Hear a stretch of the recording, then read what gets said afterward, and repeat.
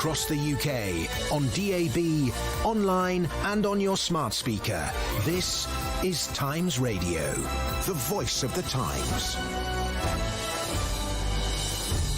It is 12 o'clock. I'm Hugo Rifkind, and this is Times Radio. In a moment, Deputy PMQs, but first let's have a look at the headlines this lunchtime.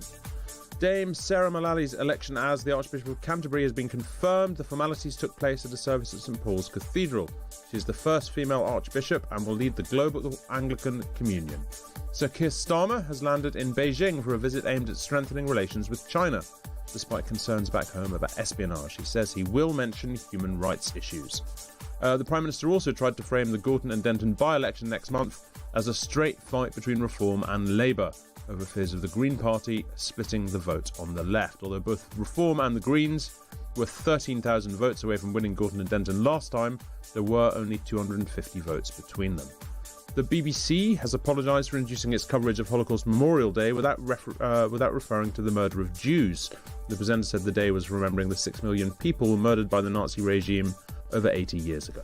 We will have a full news roundup at 1 p.m, but now live on Times Radio and the Times YouTube channels, it's time for this. PMQs Unpacked on Times Radio.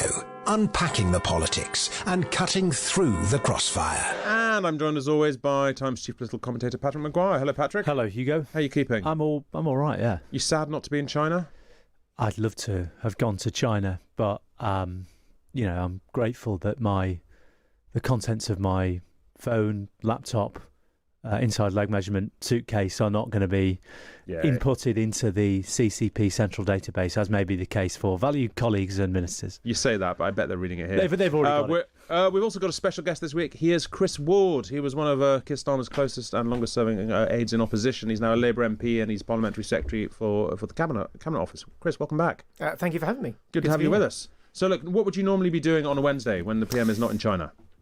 Well, when he's not in China, we're doing PMQs prep, so I'm still part of his prep team. And this time, around 12 o'clock, is about the most nervous time of the week. So like, for other people coming on live radio might be stressful. For you, you're like, this is just a walk in the park. This is a lovely day off to be doing punditry rather than being at the front line of it. But yeah, this is the most nervous bit of the week because you've spent the morning with him prepping. You spent a lot of yesterday evening doing it as well.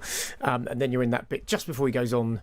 I was going to say goes on stage, but goes into the Commons, and you're always a bit nervous about what's going to happen. But Chris, sorry, Hugo. On a day like this, when the Deputy Prime Minister's doing it, obviously the PM's political advisors are they still in the room? Like, you're not in the room, but yours and Keir's is a special relationship.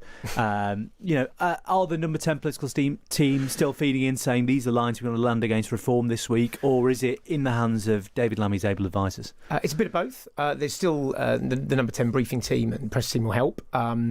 And some of the Labour Party staff as well. But David will also have his special advisors that come in the room as well. So it's up to the person to pick. But it's kind of a combination. There's also some civil servants who basically are the brains of the operation, who will have a lot of who fill the binder with policy detail, etc. You say it's easier for you being here. The PM, of course, he gets accused of being never here, Keir. Is it easier for him not being here as well? Well, he always says he doesn't enjoy PMQs, but he does like. Ultimately, he does like the sort of gladiatorial nature of it. So I think he will miss not doing it. But look, the China visit is a very important visit. So he's off doing other things today. But he won't be at all relieved to be not doing it. I mean, he will be relieved not to have to spend as much time as he does doing prep on it. Yeah, that's not really what I'm asking. But no, I think actually, as I say, he always says he doesn't enjoy it, but. He really does actually enjoy the challenge of it, and it gets it's his chance in the week to set out his position to his backbenchers, to the country as well. So it's a good chance to do that, and it's very different when you have the deputy in the chair. Of course. It seems that he has. I think we've discussed this many times, Chris, but the Prime Minister is a confidence player, and when it seems he's confident of the stakes of his answers to questions, and right now the clearest answer he has to the questions of British politics is Reform are dangerous. The Tories don't have the answers, and I am, a serious man for serious times. It seems when he is confident in his own position and his answers to questions and where he's going, and it seems he is at the moment, he does give the impression of a man who enjoys it. Yeah, I mean, I think, PMQs is always a reflection of where the parties are in general, right? And when you're in a difficult situation, PMQs is always harder. When we have a Wednesday where, Mandelson's resigning or the briefing thing was coming out on a Wednesday morning, that's obviously going to make PMQs harder. Whereas last week, where Keir was, in a really, I think you guys said on here it was his strongest week, he was in a really strong position with his argument with on Greenland and his position on NATO. He was very clear in his mind on that. But look, every week he'll have an argument he wants to land. David will have that today. That will be a bit about the by-election, but there's a bruise they want to punch about defections all the time, and reform becoming or rather the Conservatives becoming a feeder club for reform, if you want to put it in football terms.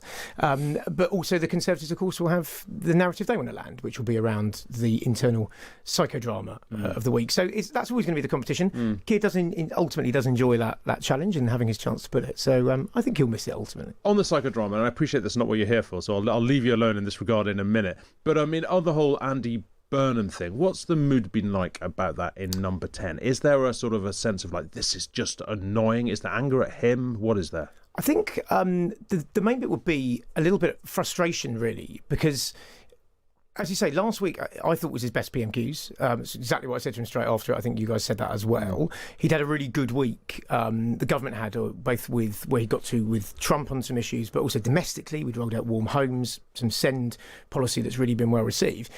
And, as the Prime Minister keeps saying, every minute we're not talking about the cost of living is a minute we're wasting. And we've wasted a lot of minutes since Wednesday because of that issue that has come up. So I think probably frustration that it's another reason that we're not talking on message. We're not talking back to cost of living and where he wants to get to. It's rather than anger or anything else. OK.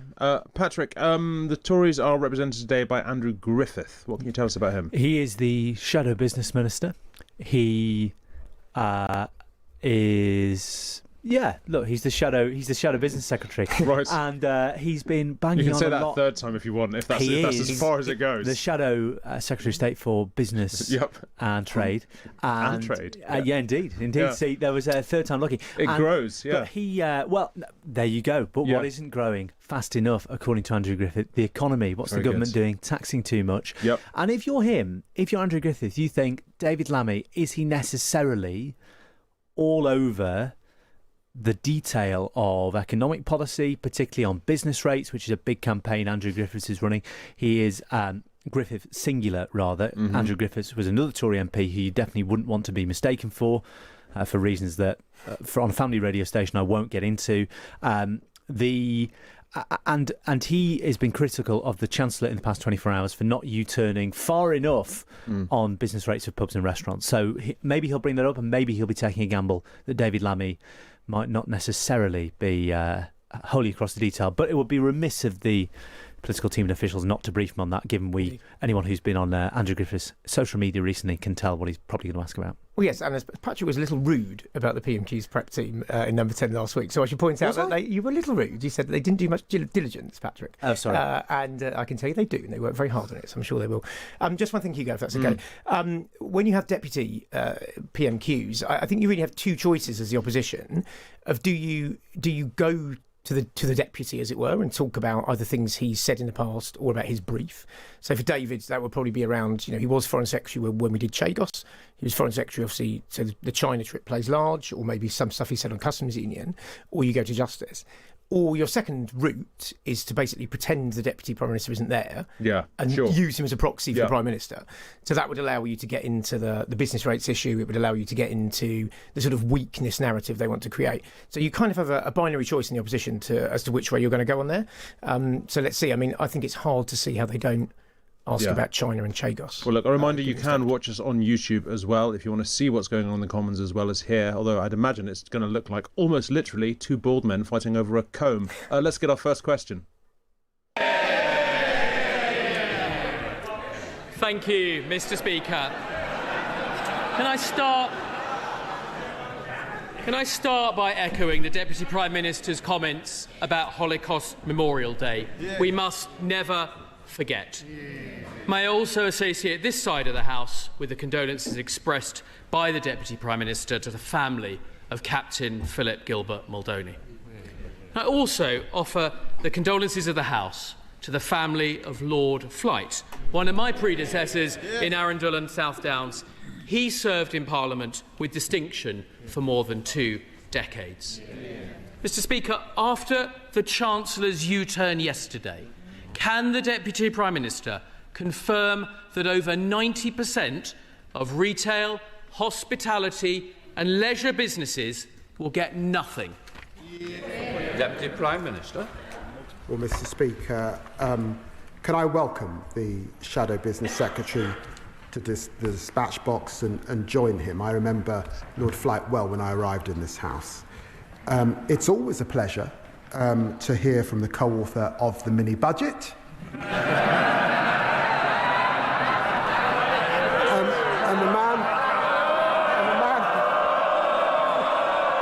the man who said that Liz Truss has the best plan to deliver for voters. Remember that?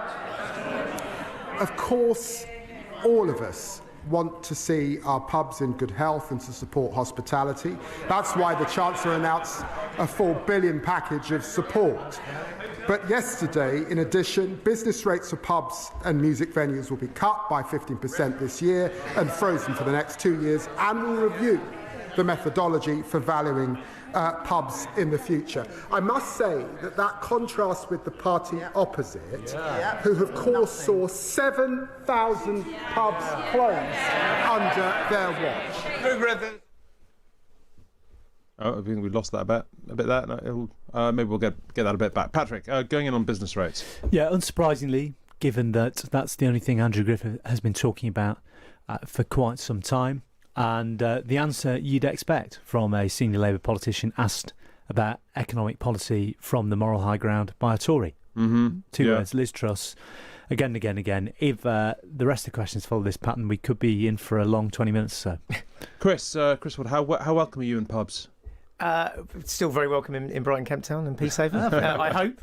But yeah, very welcome at the moment. Yeah, the announcement yesterday I think has been welcomed, certainly on the Labour side and by business on it. I think it's interesting Griffiths has gone on this. As I say, you have a choice as to whether you pick the target of David or the target of the government. Yep. And he's obviously gone down the second route. So let's see if he manages to wind in the wider attack at either David. Also, of course, at some point in this, as I said, Labour will want to make the argument about the Tories and reform and defections.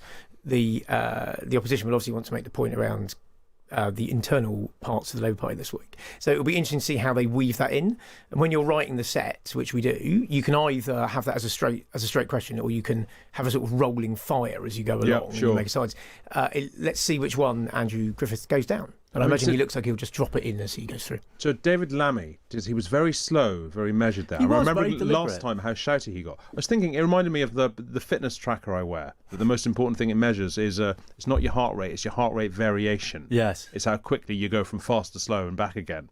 And David Lammy, I mean, you wonder how he's going to be sounding by the end of this session and how different it's going to be from how he sounded at the beginning. It's interesting, whether there'll be a cliff. Because Andrew Griffith is pugnacious. Mm. He's the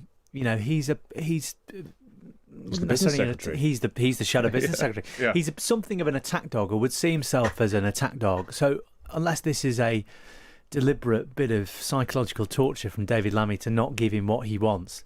And as Chris said, by the way, the other obvious thing to go on if you have David Lammy in front of you for 6 questions is jury trials. And it's interesting they haven't gone on that. Let's get the next question. Mr. Speaker, he wants to talk about experience. I spent 25 years building businesses, creating jobs. He spent 25 years manufacturing grievance. And if the party opposite knew anything about business, they would know this is too little too late. Our high streets, their high streets, are bleeding out, and the Chancellor's handing out... They don't want to hear this, Deputy Speaker. Our high streets are bleeding out, and the Chancellor's handing out a box of sticking plasters. They can't even U-turn properly. Mr. Deputy Speaker, a senior advisor... Mr. Speaker. Mr. Speaker, a senior advisor to Andy Burnham said yesterday The Chancellor just wants a cheap headline. Meanwhile, our high streets are being decimated. He's right, isn't he? Deputy Prime Minister. I've got to say, Mr. Speaker, he talks about business. We know what his plan for business is. This is the man who opposed the minimum wage and said it was, quote, simply something that legislators pass to make themselves feel good. Well, let me tell him, raising the minimum wage doesn't make us feel good. It changes lives. And Labour's proud of how we're supporting small business. And on small business, creating hospitality zones to cut red tape, greater licensing freedoms, very important, and tackling late payments. All of that supporting business. That's a heart cry to what small business saw before. Chris, of the things that make you the dreams that make you sort of wake up sweating in the middle of the night, how bad is the one where in the chamber you accidentally accuse the Speaker of being the Deputy Speaker? That's pretty bad. I mean, last time you should remember James Cartledge did it and he couldn't count to 6. Yes, that's true. At the moment, yes. at least Andrew Griffiths is doing better than that.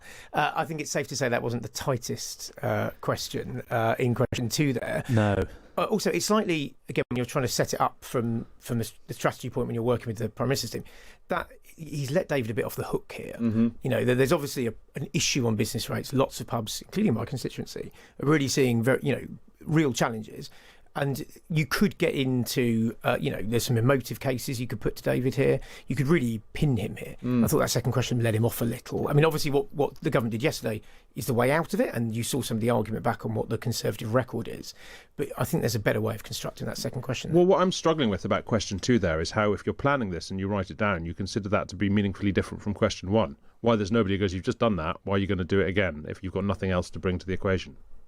Well, no, exactly. And I'm not entirely sure where we go with question 3, 4, 5 and 6. Maybe that's the point at which he starts talking about pubs in his lovely Arundel constituency. It is a lovely constituency. Just down the road from me. It's a beautiful part of the world. Not as beautiful as Camptown and Peacehaven, of course, Chris. But, look, I think Andrew Griffith is also suffering a bit. I think everybody's suffering a bit, to be honest. I mean, David Lammy is quite deliberately, I think, bringing the mood down. Yeah, that's true. And he's not exactly geeing the Tory benches up, Andrew Griffith, in the way that Kemi has done in recent weeks.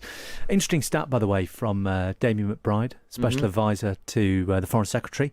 Obviously not busy in the Foreign Office now with the... This is the same Damien McBride who was Gordon Brown's... Yeah. They're very same. Henchman. They're very same. Yeah. He says on Twitter, by my count, Andrew Griffith will be the 44th different person to stand at the dispatch box for PMQ since the once-a-week era began in 1997, and the David Lammy versus Andrew Griffith matchup will be the 25th different pairing since the 2015 election.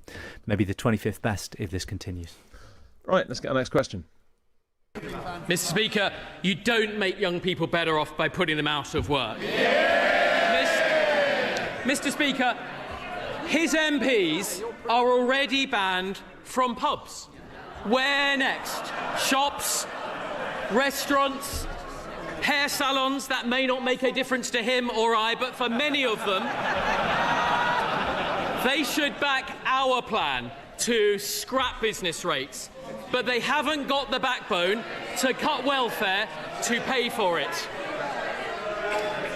And it's not just business rates, Mr. Speaker. Under them, the cost of hiring is up. So could he tell the House how much more does it cost to hire a 21-year-old under Labour? Deputy Prime Minister.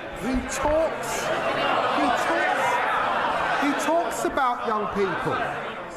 The party opposite left a shameful legacy. 1 in 8 young people not earning or learning when they left office. We're investing a record amount in apprenticeships, which they had on its knees.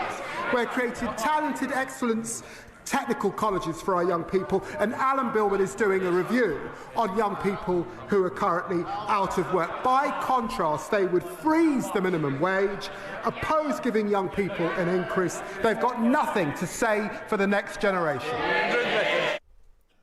Patrick, business rates, how vulnerable, I mean, on this kind of economic attack, how vulnerable is the government on this? Because I mean, there are parts of the media where it's sort of it's the daily stick that the government's been with. I think the Daily Mail today has business rates on the front. The Sun has a big story on pubs.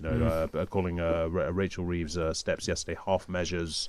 How worried are they? Well, look, clearly the government is worried because it's executed a U-turn and is giving more money to the businesses that are affected. So, look, even if parts of the media and the Tories and others are criticising it, clearly there is an awareness in the Treasury and in Downing Street there is a problem. Now, more broadly, there's a political danger for the government here on two fronts. The first is that anything that is seen to hit the high street is bad for politics, given that, what was Labour's mandate in 2024? Or why did the Tories lose the trust of the public in 2024? For a number of reasons, but lots of people would say, look at the state of my high street, look at the state of this town. That feeling of national decline, which the Prime Minister has spoken about a lot. The second difficulty for Labour, it's a sort of cultural difficulty, is that having made lots of inroads with business before the election and having tried to build those relationships, a pretty consistent criticism from across business, particularly small and medium-sized business, is that the Labour Party just doesn't understand them. It's taxing them. It's imposing new regulatory requirements on them. Interesting, by the way, that Andrew Griffith is going on the minimum wage for young people, which is, of course, going up in the hope that it might eventually be equalised. So it's a sort of, there's the immediate danger of the policy, but there's the bigger sort of cultural, structural danger that I know serious people inside government are thinking about, but is nonetheless a vulnerability.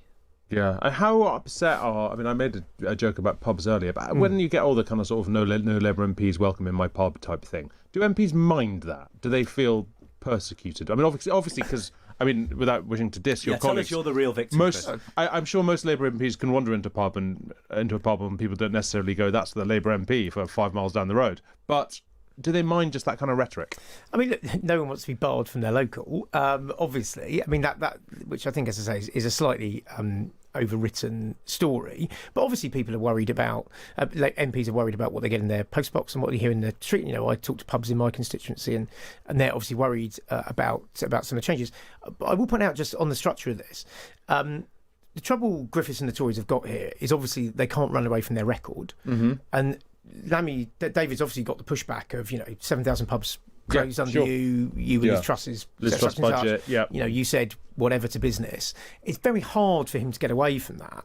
And that's why, at the moment, I think we're probably in score draw territory at the moment, because it's very hard. The Conservatives aren't constructing that argument; they can't really get a hearing on it, and there's more than enough material to come back on. The truth is, on business rates, this has been a problem for a long, long time, and there's work that we did yesterday that I think is a big step forward on it. But this isn't David's main issue. Obviously, Griffiths has chosen his big issue, and he's not really landing much at the moment. Well, I mean, on Lammy's style, the fact that he chose not to respond to the rather collegiate bald gag, the fact, I mean, I've met David Lammy several times. He's not a boring man. He's doing a good impression of one right now. Yeah, indeed. But that's the game, isn't it? If you are minding the shop, business rates or no business rates, you want the boss to get home and nothing's blown up. So defensive batting. Yes, exactly. There are 3 questions to come though. Yeah, there's a peroration coming in 6. You're right. Worry. I should speed up. Let's get question 4. Mr. Speaker, you can feel the Deputy Prime Minister's frustration. The Prime Minister's away, the Business Secretary's away, and here he is, left behind Lammy, the designated survivor, having to defend the indefensible. And it's very clear, he doesn't know the answer, Mr. Speaker, so let me tell him. The cost will be up £3,600 a year. Under Labour, businesses can't afford to hire. 1 in 6 young people can't find a job. This government is blocking people who just want to get on in life. People, Mr. Speaker, ambitious people like Andy from Manchester, having his dreams crushed by Labour. So could the Deputy Prime Minister explain why unemployment has gone up almost every month they've been in office? I'm replying to this. Check his fact. 500,000 people in work more than a year ago under us. A shadow business secretary is in no position to lecture anyone about U-turns, by the way. This man was Boris Johnson's net zero business champion. Now he opposes the renewable investment, creating jobs and opportunities right across the country. Yeah, okay. A couple of things there. The Andy from Manchester joke. I feel, Patrick, Chris as well, if you're going to lean into a joke, do a better joke. Do it properly. Give it a bit more welly. Welly is the key word. The delivery leaves much to be desired. As does the joke. Yeah, as does the joke. Yeah. That question, I think he's sort of struggling. And to be fair to him, it's the first time he's done this, but he's not deviating from his script at all. So to say you can feel the Deputy Prime Minister's frustration. Yeah. So like, well, can you? I don't think could you yesterday when you wrote this down? Yeah. No, it's a beautiful. Cut to David Lammy and Rachel Reeves, who both sort of looked completely unfrustrated, if not a bit embarrassed for Andrew Griffiths. So, yeah, it just goes to show that you need a sort of degree of fleetness of foot, and it's hard to do that when you're inexperienced. And again, sort of, there is a through line here about Labour not understanding business, as I was saying before, imposing you requirements on business, that sort of thing.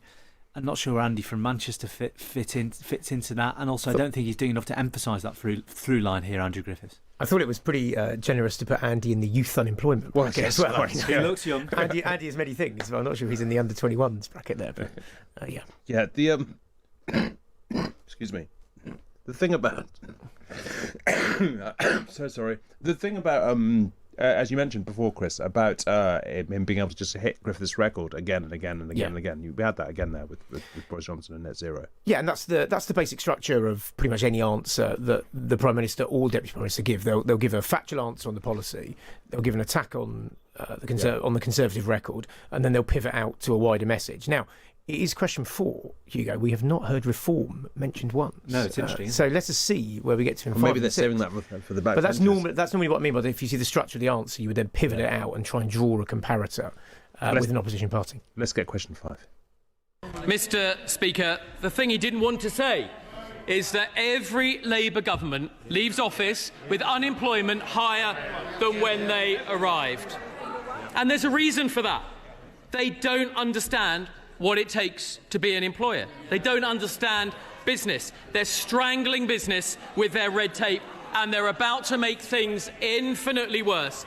So will he tell us his government's own estimate of the cost to business of the Unemployment Act? Deputy Prime Minister. I'm going to take no lectures from you on business.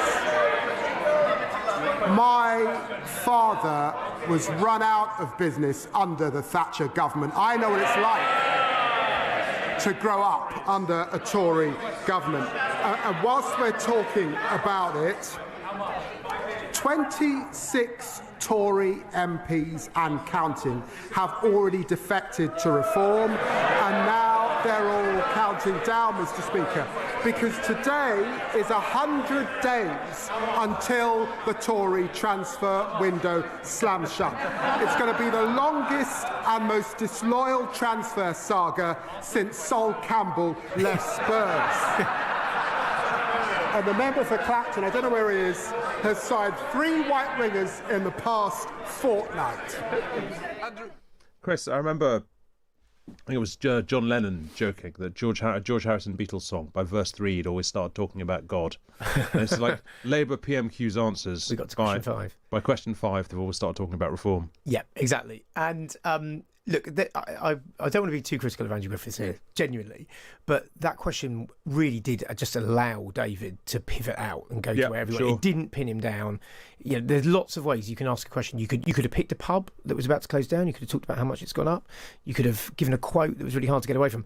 Just saying about the Employment Rights Bill, which, by the way, there is no issue Labour MPs would rather you talk about than the Employment Rights Bill. It just gives David an opportunity to talk to that. But it was just a really easy way out, I thought. And obviously, David, I'd say the macro argument Labour want to get to is that the Conservatives are this feeder club for reform now. And that just allowed him to get there at 5. When it comes to macro arguments like that, and indeed political strategy and how it leads into PMQs, when you're planning it, do you have something stuck up on the wall that goes, remember to refer back to this? You know, like don't get right the way through your your whole thing and not mention reform? You know, are there kind of like the sort of the bells you got to hit? Yes, I mean, you should always see PMQs as, you know, as I say, why does Keir quite enjoy doing it? It's because it's his one chance a week where he really gets to land his big strategic message or land an attack on either reform or the Greens, as he did last week, or Lib Dems.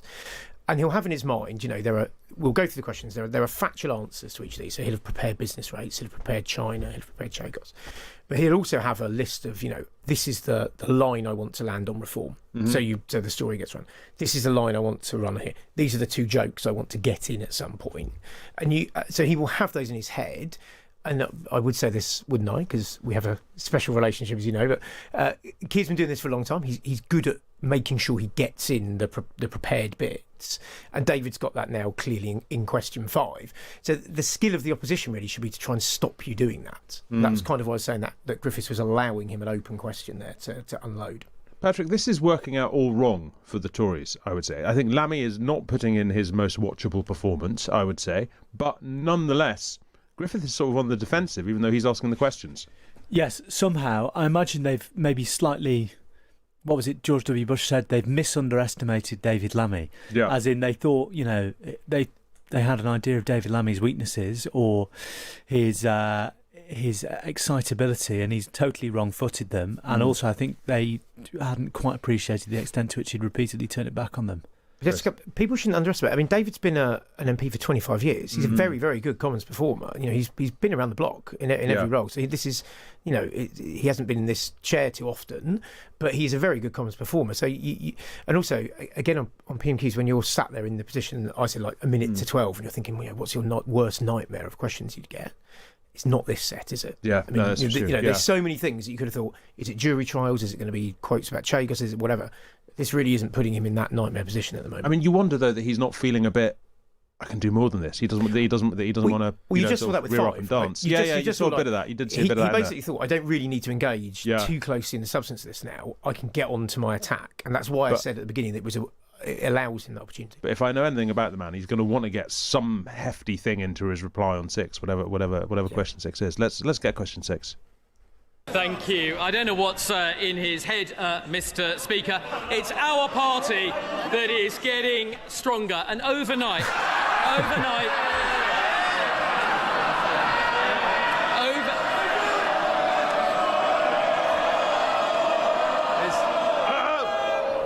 Funny joke. Well, overnight, Mr. Speaker, we learned that the former Deputy Prime Minister has got 80 names.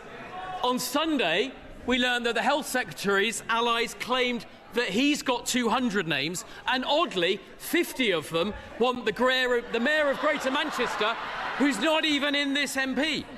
Mr. Speaker, they're supposed to be running the country, and once again, small businesses across this country will see that he didn't answer the question. So I'll tell him, £1 billion a year. That is the burden to businesses of their bill. So there we have it, Mr. Speaker. They've no answers for small business. There's no relief coming. They don't care about high streets. They don't care about hotels, restaurants, farmers, or young people. Won't the Deputy Prime Minister admit what the members behind him are thinking? That it's not the Prime Minister going to China that's the problem, it's the fear that he might come back. Deputy Prime Minister. Mr. Speaker, he's not going to get this gig again, is he? Let's face it.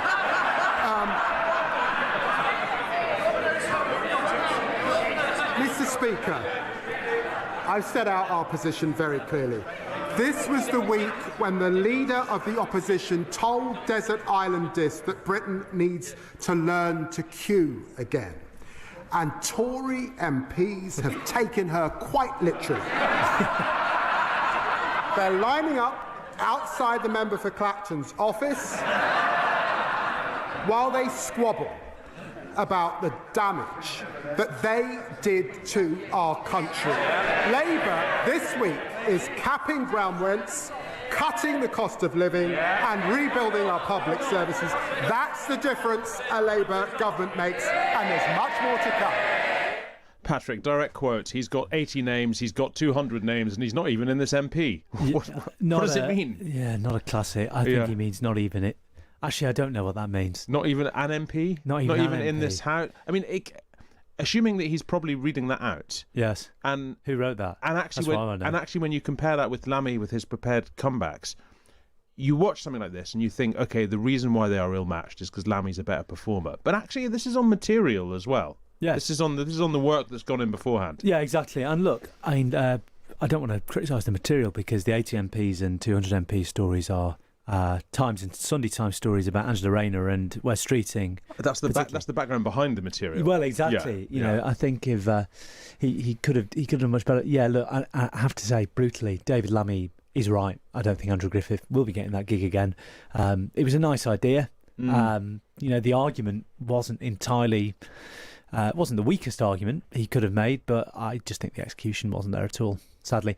And, you know, he finally got the chamber cheering, but it was in mockery of him, sadly. Yeah. He couldn't even get his own benches cheering, but he could get the Labour benches cheering, and I enjoyed whoever the MP was who said, finally a funny joke. It was the it's our party that is getting stronger was finally the funny joke. It reminded me of the one about, you know, when a New Zealander emigrates to Australia, they say both the IQ of both countries goes up, which is... I've heard variations on that with every Tory defection to reform. Yeah, exactly. I've been waiting to hear that one this week. Look, Chris, I mean, obviously Lammy has won this exchange. Is there a bit in Downing Street that will go, you know what, even though he won that exchange, the drip, drip, drip of what looks like Labour failures on the high street, Labour failures on business rates, this mood of Labour being anti-business, actually, you know what, that will have landed, that will have percolated through. That is still a problem. Well, I think that the first thing is obviously the PMQs team there will think David did really well. I think he had a good performance. As I say, Griffiths managed to count to 6, but didn't really do much else that was damaging. I think if he'd stopped at 5, he might have been happy, actually. Yeah. To be fair, as the trade unionist of MPs and PMQs people, I'd like to say, look, it is harder than it looks. And it looks hard. Don't be wrong, and, you know, when... You're talking to a man very capable of bodging a script all by himself, so I get that. I sometimes get the perception, you know, that people think PMQs is very easy to do. It is difficult, and when you give someone it as a one-off, right, you know, it is very difficult to just jump in and do it. You have to be a very high caliber person to do that. It took Kemi a lot of weeks to even get near being good about it. Keir, when he was first leading the opposition, it took him quite a long time. But you do have to learn into the job. So some might say it's still taking him. Maybe I'm being a bit generous.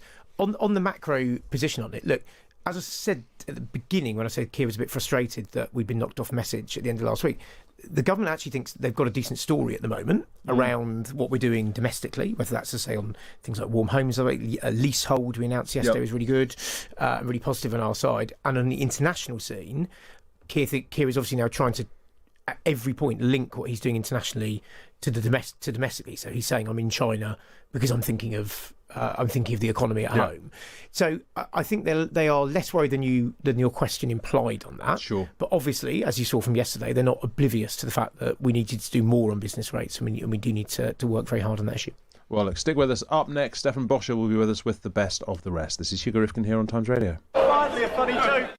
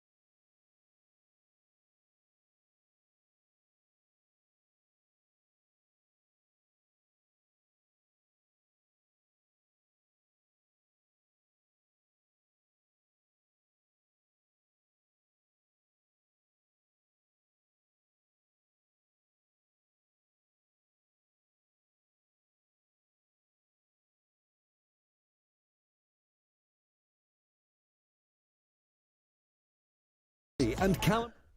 Let's take a look now at some of the other exchanges of Prime Minister's questions. And Times Politics newsletter editor Stefan Boscia is here. Hello, Stefan. Hello, Hugo. How you doing? I'm all right. What have you got for us? So I believe the first one we're listening to is from Tory MP John Lamont, who is asking a bit about the leadership speculation that is still swirling around Keir Starmer. Let's hear that. The Scottish press is full of stories about the plot by Scottish Labour MPs to bring down the Prime Minister.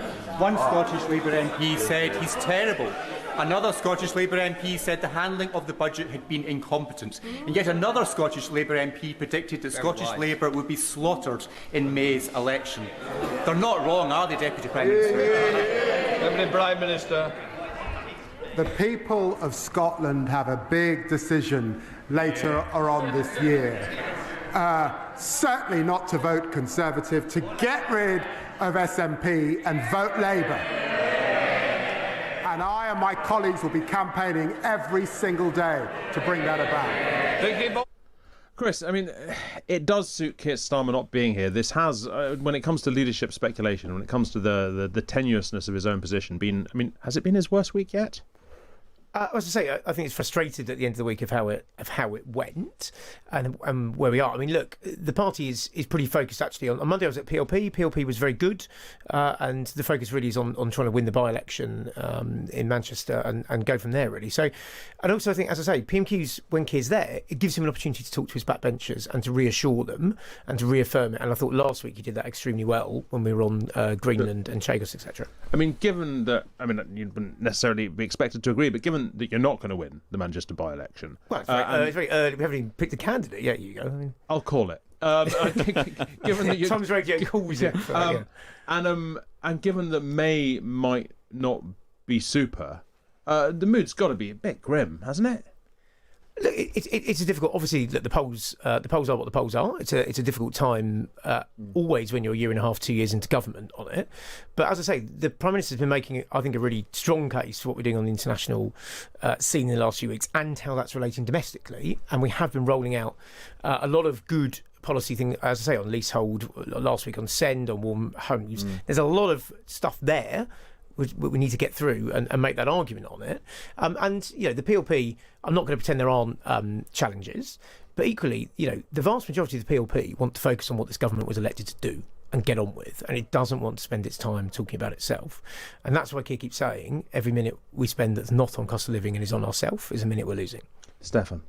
Yeah, well, I think that, it's particularly the question I like to highlight as well, because talking about Scotland, and I think that it's a real problem for Starmer, I think, the fact that, the angriest MPs I've spoken to over the last 6 months, there tend to be Scottish ones and Welsh ones. There's nearly 100 of them in Parliament. And if Labour does come third in Wales, does come third in Scotland, a lot of them will be looking at their seats and saying that, how are we possibly going to survive this? Now, I really do find it very interesting, some of the comms around cost of living and really trying to push this, message home. And I was speaking to one Scottish MP yesterday who was a bit more chipper than Lamont was, and sort of said, well, if you go to people on the doorstep in Scotland, they're starting to feel the difference a bit. They're starting to feel, more disposable income because mortgage rates coming down, slowly energy prices are getting better. But I still think that's a very, very difficult argument to land when there has been 18 months of what people see as dysfunction. And ultimately, I'd sort of be interested to hear what Chris about how you feel about the situation in Scotland and whether that is the biggest barrier right now. Well, hell of a thing if Labour does come third in Scotland. Well, it's come third in Scotland at several consecutive elections, so that's not necessarily big. But in this context, right now up against a fearsomely unpopular government in Scotland that just turns out not to be quite as unpopular as the government in Westminster. To be fair to the Labour Party, and as I say that, I can hear Chris's colleagues fainting that such a thing could be possible. I think there are Scottish MPs are very fatalistic, as you say, Stefan. The optimistic case is, one, Anas Sarwar outpolls other party leaders. Two, the Labour Party is still very well organised and well resourced in Scotland. Look at the by-election it won in Hamilton last October. And obviously mapping that out is mapping that onto a Holyrood election with a proportional system as well is difficult. But, the question will be, if Anas Sarwar can make the question, do you necessarily want to give the SNP, the keys to their third decade in government, is tricky. If there was a Tory or indeed a Reform government in Westminster, I think there's no way in hell Labour wouldn't be winning the election in Scotland. Just to come to Scotland, I mean, I would politely remind people that when Keir became leader, we had one MP in Scotland. We've now got 36. So it's not that he's not. We have a good record in Point Scotland. taken. The party, as Patrick says, is in a strong position. Anas has been really effective at organising it up there. And, those elections will be a referendum on 20 years of the SNP's record. And it is interesting at PMQs, by the way, that every week the SNP have a question, when Flynn has a question, he never asks a question about the NHS in Scotland. He never asks about education. He never asks anything. He always just asks a snippy question. A good question. Flynn is obviously a very good performer, but he never defends the SNP's record at any point. And that is where we want to get to for the next few months in Scotland. I've just one final point. Scotland and Wales, you're right, are absolutely vital elections at this point. And obviously that was part of the thing that weighed on the NEC's mind about where resources should be put over the coming months, and whether, having an all-out Greater Manchester election would divert resources away from the absolutely vital contests that we have to have in Scotland and Wales. Stefan.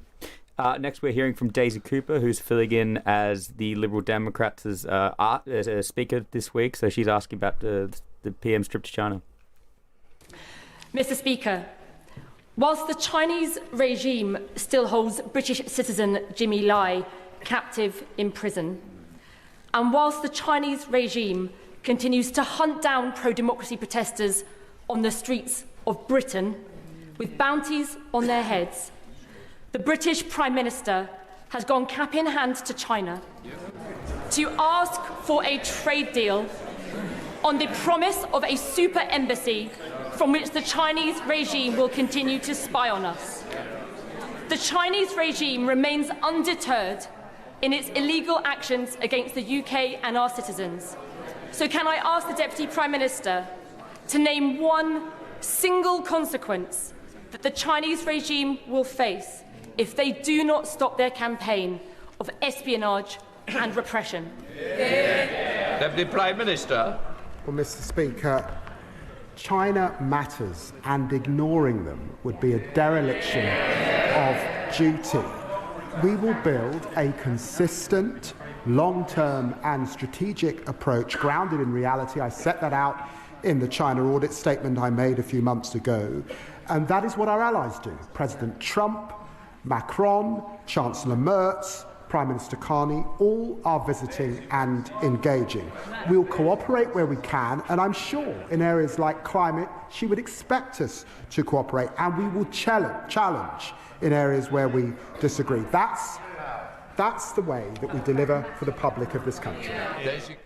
Stefan, I mean, the Lib Dems, they're becoming the foreign policy guys, because they ask the questions that the Tories don't want to, and Labour can't ask themselves. Well, absolutely. I mean, in other circumstances, it really helps them for Trump, because the Tories and Reform can't really attack Trump. And Starmer, even though he was stronger last week, there's a certain limit to what he can say. So they've really found a niche there. This week, again, doing it on China. And I think it poses a really interesting question as Starmer goes today. I mean, obviously, the PM said many times that he won't trade economic prosperity for national security, and he will welcome investment from China as long as it doesn't affect our national security. But what I sort of observed is I really think the government's very unclear what that line is, and they're still always trying to work out where they should be setting it. I mean, case in point is this £1.5 billion investment in Scotland for Chinese investment for wind turbines into a wind turbine factory. They're still not sure whether they'll accept this, the government.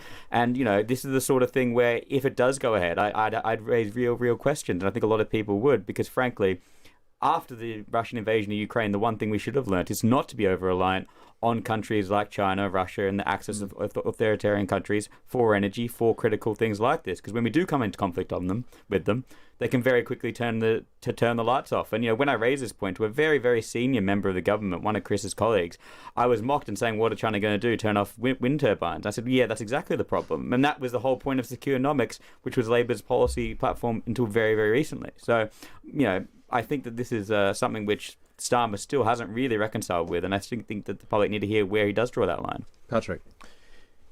I think that's a very fair argument from Stefan, I think. But I can imagine what the Prime Minister would say. It would be a variation on what your senior member of the government said to you, Stefan, and it would be a variation on what he said to Ed Davey last week, which is basically to snort derisively and say, last week you were saying we shouldn't deal with America. This week you're saying we shouldn't deal with China. What is the Lib Dem economic vision? So they're very, and not that this is about the Lib Dems, but it gets to all those things about the government are true. But I also think it's an interesting strategic question for the Lib Dems. Right, they're very, very good at attack, but Lib Dem MPs will be coming out of that, I think, asking, well, what do we stand for? We're very good at attacking the government or the Tories. What do we stand for? And I think with every attack they make from every different angle, I think that sort of maybe becomes harder to discern. Chris, finally and briefly, how worried is the Prime Minister about looking weak on foreign policy? Because he's had a difficult time with America. He's had a rocky time after starting strong with Russia. The China stuff, it looks damaging, all of it. I would say this, wouldn't I? But I think actually his record internationally is very, very well regarded. And I think he's built a relationship with Trump that is in the UK's interests, whether that's on security, defence, etc. Where we got to last week, Trump apologising for the appalling comments he made in Afghanistan and moving on Greenland. Keir is a central part in getting to that, and he spoke with Trump about this. And he's built, the relationship with China. They are the world's second largest economy. The Liberal Democrat and the Conservative position is to ignore them and to just not engage with the world's second largest economy. I just think that's a fundamentally unserious position. So and I say last week in PMQs, Keir was at his best when he was on this issue. So I don't think he's worried about that at all. And I think he's carved out a pretty clear and responsible foreign policy for him. Yeah. Chris Ward, thank you very much indeed for being with us. Pleasure. Sorry to rush towards the end. Stefan Boscia, always a pleasure to have you here. Stefan's newsletter will be in your inboxes extremely shortly. Patrick Maguire has already run away, perhaps not wanting to look me in the eye because his podcast, The State of It, is up against my